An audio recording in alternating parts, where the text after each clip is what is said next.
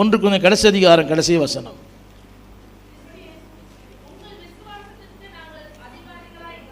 S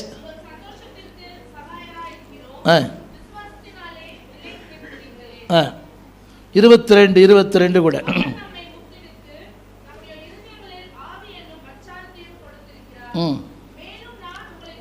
இல்லைம்மா 22 அப்போ அங்கிருந்தும் எப்படி இருந்தாங்க எல்லாருமே?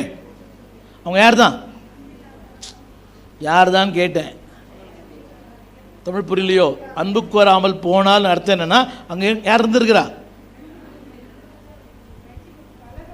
அன்பு கூறாத மக்கள் இருந்திருக்கிறாங்க.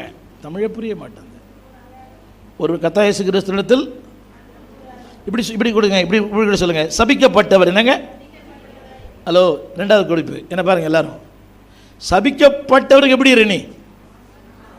என்ன இவரு அவரே சொல்லிட்டார் சபிக்கப்பட்டவன் சொல்லிட்டாரு. அப்ப இங்க என்ன சொல்றாரு? தமிழ் எத்தனை பேர் புரிஞ்சுதா?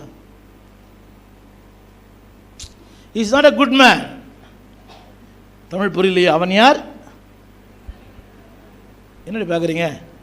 அவன் யார்? அவர்கள் சபிக்கப்பட்ட கலகம் சபிக்கப்பட்டவங்க. ஆனால் அவங்களுக்கு எப்படி இரு நீ? இத்தனை பேர் நான் சொல்ல விளங்குது? புரியுதா? அவங்க அன்பு கூறாதவர்கள் தான். யார? அன்பு கூறாத மக்களுக்கு எப்படி இரு? ஆறுதலாயிரு. அவங்க விக்கிரத்தை கும்பிடுறவங்க. ஆனால் அவங்களுக்கு உன்னை ஆசீர்வாதம் வைக்க போகிறேன். உன்னை என்ன ஆக்குவேன்? யாருக்கு மத்தியில்?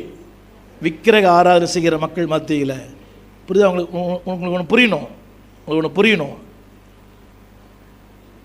இதே ஆபிரகாம் வாழ்க்கை சொதப்பிட்டா தேராக அவனை பீஸ் ஆகிட்டு இருப்பார்.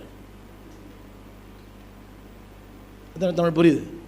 ஆபிரகாம் வாழ்க்கை கீழே போயிருந்தா அந்த குடும்பமே என்ன ஆக்கியிருக்கணும்?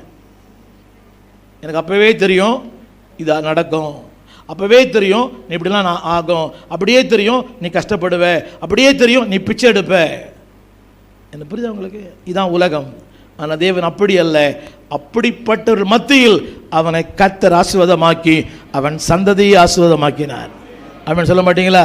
இல்லை சொல்லுங்க. கர்த்தரை ஆசீர்வதித்தது யாருக்கோ எந்த விதத்திலோ ஆசீர்வாதம் இருப்பதற்கு. ஒன்று சொல்லட்டுமா? நீங்கள் எனக்கு ஆசீர்வாதமாக இருக்கலாம். பணத்தால் அல்ல, உங்கள் வருகையினால், உங்கள் வாழ்க்கையால், உங்கள் ஜெபத்தால். புரியுதா உங்களுக்கு? உங்கள் உற்சாகத்தினால். தமிழ் புரியல? நீங்கள் எனக்கு ஆசீர்வாதம் இருக்க முடியும். நான் உங்களுக்கு வசனத்தில்